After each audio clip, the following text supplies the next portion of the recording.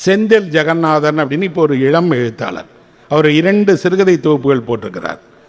அநாகத நாதம் அப்படின்னு ஒரு சிறுகதை தொகுப்பு போட்டிருக்கார். இங்கே கூட கிடைக்கும் பாருங்கள். அநாகதம் என்றால் இதய கமலம் என்று சொல்கிறோம் இல்லையா, அதுக்கு தான் அந்த சொல் அர்த்தம். இதயத்தில் ஒரு கமலம் இருக்கிறதாம், அது மகிழ்ச்சியின் போது, ஆன்ம விடுதலையின் போது அது மலரும் என்று ஒரு கருத்தாக்கம். ஒரு நாதஸ்வர குடும்பத்தில் இருக்கக்கூடிய நாதஸ்வரம் கற்கிற ஒருவரை பற்றிய கதை அது. நான் படித்த தமிழினுடைய மிகச்சிறந்த கதைகளில் அந்த கதைக்கு ஒரு இடம் இருக்கு. அதை எழுதியவர் ஒரு இளைஞர், இப்போதான் எழுத ஆரம்பித்திருக்கிறார். ஆனால் அவர் இப்போவே தன்னுடைய ஒரு நட்சத்திரமாக அந்த கதையின் வழியாக காட்டிட்டார். அதுதான் தமிழினுடைய சிறப்பு. அவர் சிறந்த கதையை இளமையிலேயே ஒருவர் கொடுத்துறது இருக்கு இல்லையா.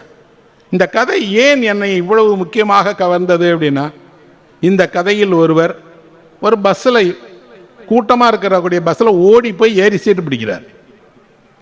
சீட்டு பிடிக்கும் போது அவர் சொல்லுகிறார், பஸ்ஸில் இடம் கிடைக்கிறது கஷ்டம், இல்லைன்னா நின்றுட்டே வரணும், நான் வந்தால் கூட பரவாயில்ல, என் நாதஸ்வரத்தையும் கூட வச்சுக்கிட்டே நிற்கணும். இவர் நாதஸ்வரத்தை எடுத்துக்கொண்டு கச்சேரி செய்வதற்காக போகவில்லை, விற்பதற்காக போகிறார். சாமிநாதன் என்ற அந்த இளைஞன் 2 தலைமுறையாக 3 தலைமுறையாக அவனுடைய குடும்பத்தில் எல்லோரும் நாதஸ்வரத்தினுடைய மிகச்சிறந்த கலைஞர்கள். அவனோட அப்பா ஒரு மிகச்சிறந்த நாதஸ்வர கலைஞர், தாத்தா கலைஞர், குடும்பமே நாதஸ்வரத்துக்கு புகழ்பெற்ற ஒரு குடும்பத்தை சேர்ந்தவர். அந்த குடும்பத்தை சேர்ந்த ஒரு பையன் தனக்கு நாதஸ்வரம் கற்றாலும் அதில் திறமை இல்லை, தன்னால் வெளிப்படுத்த முடியவில்லை என்று நாதஸ்வரத்தை விற்பதற்காக கொண்டு போகிறான். போகும்போதே அவனுக்கு இருக்கு, எவ்வளவோ நம்மளை வீட்டில் இந்த இசையை படிக்க வச்சு பார்த்தாங்க, வாத்தியார்ட்ட அனுப்புனாங்க, குருகுலத்தில் படிக்க வச்சாங்க, நமக்கு மண்டையில் ஏறவே இல்லையே. அந்த ஆசிரியர் கூப்பிட்டு அவங்க அம்மாட்ட சொல்கிறாரு, இவனை இசையில் விடாதீங்க, இவனுக்கு அதில் ஞானமே கிடையாது, வரமாட்டான், வேற ஏதாவது படிக்க வைங்க அப்படின்னு.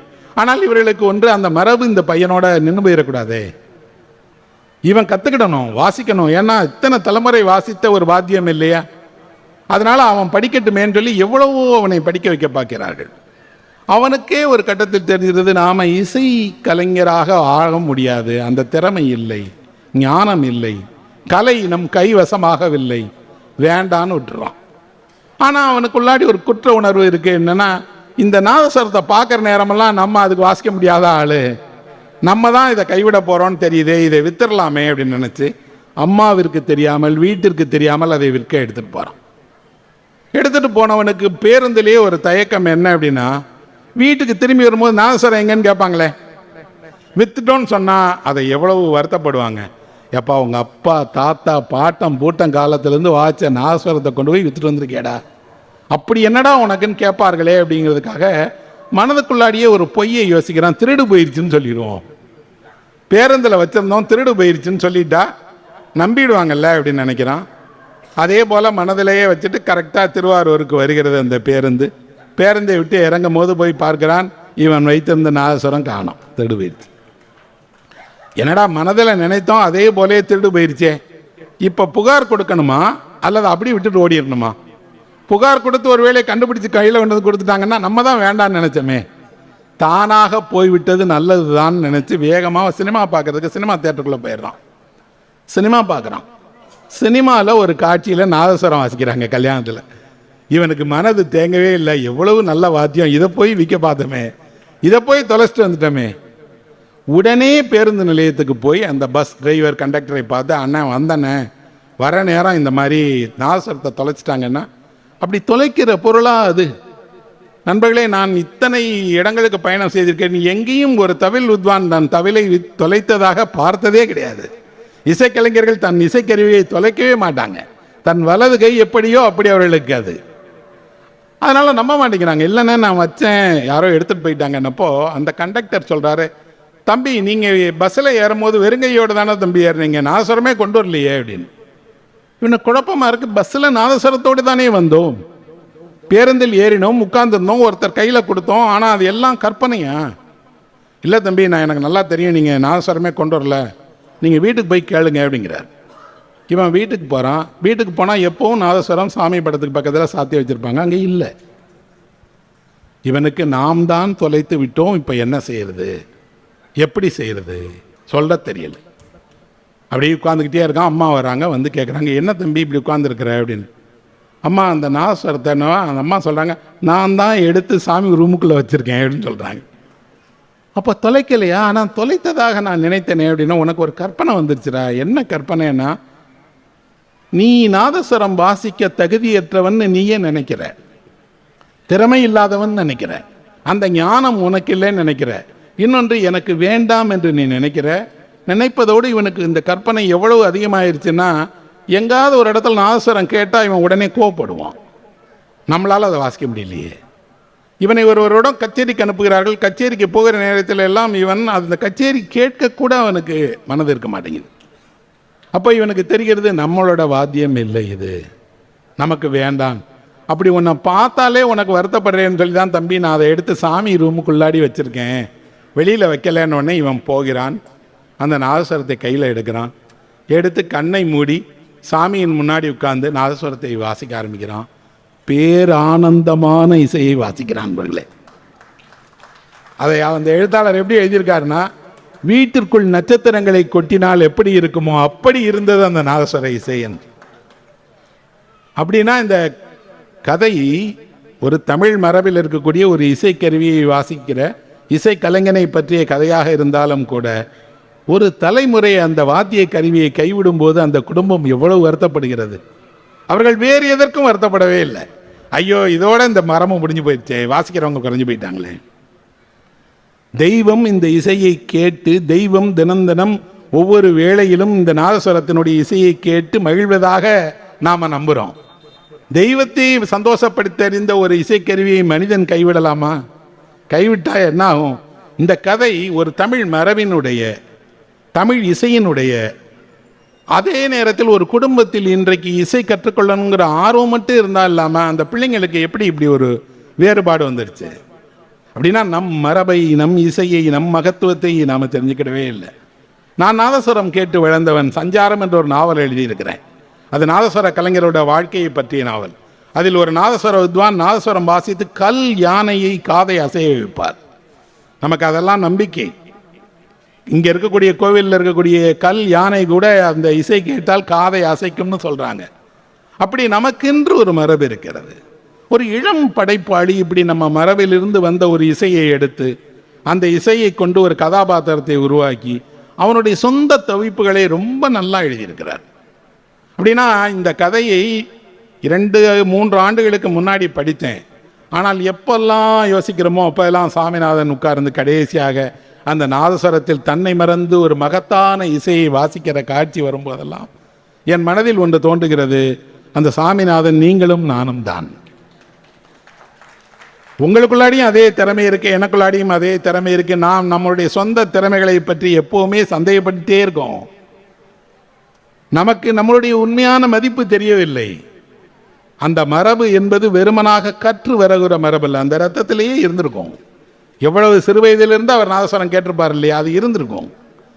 அப்போது அதை கைவிடுகிற தருணத்தில் என்ன நடக்கிறது? அப்போ ஒரு கதை நமக்கு ஒரு வாழ்க்கை பாடத்தை கற்றுத்தருது. என்னன்னா, உங்கள் நெருக்கடியிலும் கூட நீங்கள் உங்களுடைய இது போன்ற இசைக்கருவி போன்ற கலையை இழக்காதீர்கள். கலையை கைவிதில் வச்சுட்டே இருங்க. கலை உங்களை காக்கும் அப்படிங்கிறத வச்சுட்டே இருக்காங்க. தமிழில் இப்படி ஒரு கதை எழுதியிருக்கிறார். இன்னொரு எழுத்தாளர் வேறு மொழியில் எழுதியிருக்கிறார். அந்த எழுத்தாளர் ஒரு மொசாம்பிக் அப்படிங்கிற தேசத்தை சேர்ந்த எழுத்தாளர், மியா கோட்டே அப்படிங்கிற ஒரு எழுத்தாளர். இவர் நோபல் பரிசு உட்பட பல பரிசுகளுக்கு இவருடைய பெயரை பரிசீலனை பண்ணுறார். அவர் ஒரு கதை எழுதியிருக்கிறார். இந்த கதைக்கு பக்கத்தில் வைக்க வேண்டிய கதை அது. ஒரு மீனவனை பற்றிய கதை. லெம்போ அப்படிங்கிற ஒரு மீனவன் ஆற்றில் மீன் பிடிக்கிறான். அவனுக்கு சின்ன வயதிலிருந்தே மீன் பிடிக்கிறது தான் தெரியும். எப்போவும் ஒரு படகுல போய் ஆற்றுல மீன் பிடிப்பான். சொற்ப மீன்கள் கிடைக்கும், அதை வச்சு வாழ்ந்துட்டுருக்கான். ஒரு பஞ்ச காலத்தில் நிலெல்லாம் பொய்த்து போய் வாழ்க்கையே ரொம்ப கஷ்டமான நேரத்தில் மீன் பிடித்து அதை கொண்டு வாழ வேண்டிய ஒரு நெருக்கடி இருக்குது. இவனுக்கு தோன்றுகிறது, வேறு வேட்டையாடுகிறவர்களுக்கெல்லாம் என்ன அப்படின்னா, ஒரு முயல் வேட்டையாட போனால் முயலை கண்ணில் பார்க்கலாம். ஆனால் மீன் பிடிக்க போகிறவனுக்கு மீன் எங்கே இருக்குன்னு பார்க்கவே முடியாது. அதுவாக உங்கள் வலையில் மாட்டினால் உண்டு. தானாக நீங்கள் இந்த மீன் இந்த இடத்துல இருக்குன்னு குத்தியெல்லாம் எடுத்துட முடியாது. நமக்கு அப்படி ஏதோ ஒன்று கிடைத்தால் அன்று வாழ்க்கை அப்படியே இருக்கிறான். அப்படி அவன் படகில் போய்கொண்டிருக்கும் போது வானத்தில் ஒரு அழகான பறவையை பார்க்கிறான். அந்த பறவை அப்படி இதுக்கு முன்னாடி பார்த்ததே கிடையாது. மிகப்பெரிய சிறகோடு ஒரு அழகான பறவை அது. இதை பார்த்த உடனே இவனுக்கு தோணுது, இவ்வளோ அழகான பறவை அப்படி என் படகுல வந்து விழுந்தா எவ்வளோ நல்லாயிருக்கும் அப்படின்னு. மறு நிமிடம் அது படகுல விழுந்துருச்சு. என்னது, நம்ம திடீர்னு வானத்தை பார்த்து சொன்னோம், நம்ம படகுலேயே விழுந்துருச்சேன்னு பார்த்தா அந்த பறவை அப்படி மயங்கி கிடக்கு. வீட்டுக்கு எடுத்துகிட்டு போகிறான். மனைவி பிள்ளைகள் அதை பார்த்த உடனே சொல்கிறாங்க, மீன் பிடிக்கிறதை விட்டுட்டு பறவையை வேட்டையாடி கொண்டு வந்துட்டியா, நல்ல வேலை, ஒரு வேளை சாப்பாட்டுக்கு ஆச்சு, இதை சமைத்து சாப்பிட விடலாம்னு சொன்னபோது இவன் சொன்னான், கூடாது, எங்கு இருந்தோ என் குரல் கேட்டு அங்கிருந்து ஒரு பறவை விழுந்திருக்கிறது என்றால் என்னை நம்பி அந்த பறவை ஒப்படைக்கப்பட்டிருக்கிறது, அதை காக்க வேண்டியது என்னுடைய வேலைன்னப்போ மனைவியும் பிள்ளைகளும் சொல்கிறாங்க, எங்கள் பசிக்கே சாப்பாடு இல்லாமல் இருக்கும், எங்கேருந்தோ ஒரு பறவையை கொண்டு வந்துட்டானா அதை வேற வச்சு காப்பாற்ற போகிறானா. இந்த மனிதன் நினைக்கிறான், இல்லை, அந்த பறவை என் வசம் ஒப்படைக்கப்பட்டிருக்கு, அதை நான் காப்பாற்றணும்னு அந்த பறவைக்கு என்ன செய்கிறான், ஒரு சின்ன கூண்டு, அதுக்குள்ளாடி இந்த பறவை வைக்கிறான். இந்த பறவைக்கு தேவைக்கூடிய உணவை இவனே கொண்டு வந்து கொடுக்குறான். அதை பார்த்துக்கிட்டே இருக்கான். எல்லோரும் சொல்கிறாங்க, ஏப்பா அதை சாப்பிட்ற கொள்ளாம்பா, அதை சமைச்சு சாப்பிட்டீங்கன்னா ஒருவேளை ருசியான கறி கிடைக்குமே. கூடாது, அந்த கூண்டுக்குள்ளாடி இருக்கிற பறவை அதை கவனிச்சுட்டே இருக்கிறது இவன் வேலை. இவனுக்கு திடீர்னு தோணுகிறது, இந்த பறவை மட்டுமே தனியாக இருக்கே, இதுக்கு ஒரு துணை இருந்தால் நல்லா இருக்குமே, கடவுளே ஒரு துணையை அதுக்கு அனுப்பக்கூடாதா அப்படின்னு வானத்தை பார்த்து கேட்குறான். மறு நிமிடம் கூண்டில் இன்னொரு பெண் பறவையும் வந்துடுச்சு. இவனுக்கு இப்போது ஒரு பெரிய ஆச்சரியம் என்னன்னா, நம் குரல் வேறு யாருக்கோ கேட்கிறது, ஆனால் அந்த வேறு யாரோ ஒருவர் என்னுடைய அன்றாட விஷயங்களுக்கு உதவ மாட்டேங்கிறாரு, சாப்பாடு கொடுக்க மாட்டேங்கிறாரு, பசியை போக்க மாட்டேங்கிறாரு, குடும்பத்துக்கு இருக்கக்கூடிய வறுமையை போக்கமாக்கிறார். ஆனால் என் மனதினுடைய ஆள் மனதிலிருந்து ஒரு குரல் கொடுத்தால் அது மேலே கேட்குது. இந்த பெண் பறவையும் ஆண் பறவையும் அந்த கூண்டுக்குள் மகிழ்ச்சியாக இருக்கிறாங்க. இவன் மீன் பிடிக்க போகிற நேரத்தில் எல்லாம் இவனுக்கு பயம் என்னன்னா, நம்ம அதை விட்டுட்டு போயிட்டோம்னா இவங்க யாராவது ஏதாவது செஞ்சுடுவாங்க. அடிக்கடி பாதியிலே வந்துடுவான், கூண்டில் பறவை இருக்கான்னு பார்ப்பான். எல்லோரும் சொல்கிறாங்க, பைத்தியக்கார மனிதனாக இருக்கிற, உன் வாழ்க்கையை பாடுறா, உன் மனைவியை பாடுறா, உன் பிள்ளைங்களை பாடுறா, 2 பறவைங்க எப்படி ஆனால் உனக்கு என்னடா, அதை கொன்று மாமிசமாக்கி சாப்பிடுவதன் வழியாக பசி தீரும் என்றால் அதுதான் உலகினுடைய இயல்பு, அதை செய்ய அப்படிங்கிறான். அவன் கூடாதுங்கிறான். கூடாது என்பதோடு அவன் சொல்லுகிறான், என்னை நம்பி 2 உயிர்கள் ஒப்படைக்கப்பட்டிருந்தால் அந்த உயிர்களை காப்பது தான் என்னுடைய வேலை, நான் அதை காப்பேன் அப்படிங்கிறான். ஒரு நாள் இவன் மீன் பிடிக்கும் போது பார்த்தா திடீர்னு வீடு தீப்பிடிச்சு தெரிகிறது. அலறி ஓடி வருகிறான். அதை கொன்னுட்டாங்களா அல்லது அந்த பறவைகளில் இருந்த வீடு தீப்பிடித்திருத்தான் கதையில் தெளிவாக இல்லை. ஆனால் பறவைகள்லாம் இறந்துருச்சு, மனைவி பிள்ளைகள்லாம் காணாமல் போயிட்டாங்க. அவர்கள்தான் இதை உணவுக்காக கொன்று அதை இறைச்சியை உண்டு சாப்பிட்டுட்டு போயிட்டாங்களோன்னு தோணுது. ஆனால் இவன் ஒரு குற்ற உணர்வுக்குள்ளாகிறான். இவ்வளவு சுயநலத்தோடையா நம்ம வீட்டில் பிள்ளைங்க மனைவி இருப்பாங்க, நாம் பொதுவாக ஒரை காப்பாற்றணும்னு நினைக்கும் போது அவங்க இப்படி பண்ணிட்டாங்களேன்னு நினச்சி குற்ற உணர்விலே போய் தண்ணீரில் விழுந்து தவறுக்கு தண்டனையாக தானே இறந்து போயிடுறான். ஆனால் இறந்து போகும்போது அந்த ஊர்க்காரங்கெல்லாம் சொல்கிறாங்க, 2 பறவைகளை காப்பாற்றுவதற்காக உயிர் விட்ட ஒரு பைத்தியக்காரன் செத்து கிடக்கிறான் என்று. அப்படின்னு அது பைத்தியக்காரத்தனம் இல்லை என்பர்களே. நெருக்கடியின் போதுதான் உங்கள் நிலை என்ன என்பது பரிசோதிக்கப்படும். நெருக்கடியின் போதுதான் உங்கள் மனதில் உண்மையான அன்பு இருக்கிறதா என்ற சோதனை வரும். இல்லாத போதுதான் உங்கள் வீட்டு கதவை ஒரு விருந்தாளி தட்டுவார். எதுவுமே கையில் இல்லாத போதுதான் உங்களுடைய மிக அத்தியாவசியமான ஒரு தேவை அடுத்தவருக்கு உதவ வேண்டிய கட்டாயம் வந்து சேரும். அந்த நேரத்தில் உலகம் ஒரு விதமாக நடந்து கொள்ளும் போது யாரோ ஒருவர் தன்னுடைய சொந்த கஷ்டங்களை, தன்னுடைய சொந்த துயரத்தை, தன்னுடைய சொந்த பசியை விட இன்னொரு உயிரை காக்க வேண்டிய பொறுப்பை ஏற்றுக்கொள்கிறார் என்றால் அவர்தான் மகான், அவர்தான் மகத்தான மனிதன். ஏன் நம்ம மனதில் அந்த இடம் இல்லை? இதே நம்ம பிள்ளைங்கன்னா நம்ம விட்டுருமா என்ன? இல்லையே. ஆனால் எத்தனை தாய் தந்தை இழந்த பிள்ளைகளை இப்படி யாரோ ஒருவர் இந்த 2 பறவைகளை வளர்ப்பதைப் போல தன் வீட்டில் வைத்து வளர்த்து உருவாக்கி அவர்களை சமூகத்தில் பெரிய இடத்துக்கு கொண்டு வந்திருக்கிறாங்க. அவர்களும் இந்த மனிதனும் ஒருவர் தான். இந்த மனிதன் வேலைதான், சின்ன வேலை, மீன் பிடிக்கக்கூடிய வேலை, கஷ்ட ஜீவனத்தில் இருக்கிறான். மனதில் மிகப்பெரிய அன்பினுடைய வெளிச்சத்தை கொண்டிருக்கிறான். கடவுளின் பறவைகள் அப்படிங்கிற இந்த தலைப்பில் எழுதப்பட்ட இந்த கதை 20-30 மொழிகளில் வெளியாயிருக்கு. குறும்படமாக எடுத்திருக்கிறாங்க. எல்லா தேசத்தில் இந்த கதையை படிக்கும் போதும் அந்த கதையை படிக்கிறவர்கள் எல்லாரும் ஒரே உணர்வை அடைகிறார்கள், இப்படி நாம் நடந்து கொள்வோமா அப்படின்னா. ஒரு கதை வெறும் கதையாக அல்ல, அந்த கதை நமக்கு மனதினுடைய ஒரு கேள்வியை கேட்குது, இப்படி நாம நடந்துக்கிட முடியுமா? இல்லை. நடந்து கொள்ளவில்லை என்றால் நடந்து கொள்ளுங்கள் என்று இந்த கதை உங்களுக்கு நினைவுபடுத்துகிறது. நடந்து கொண்டிருந்தீர்கள் என்றால் நீங்கள் தான் மகத்தான மனிதர் என்று உங்களுக்கு அடையாளம் காட்டுகிறது. அப்படி ஒருவர் நடந்து கொள்வார் என்றால் அவருக்கு உறுதுணை செய்யுங்கள் என்று உங்களுக்கு வழிகாட்டுகிறது. அப்படின்னா ஒரு கதை என்ன செய்யும் என்றால் உங்களையும் மாற்றும், உடனிருப்பவர்களையும் மாற்றும், உங்கள் பொறுப்புகளை அது சுட்டி காட்டும். குறிப்பாக உங்கள் பொறுப்புகளில் உங்கள் சுயநலம் என்ற வட்டத்திற்கு வெளியில் என்னெல்லாம் இருக்கிறதோ அதை உங்களுக்கு காட்டுவதுதான் கதையினுடைய முக்கியமான வேலை.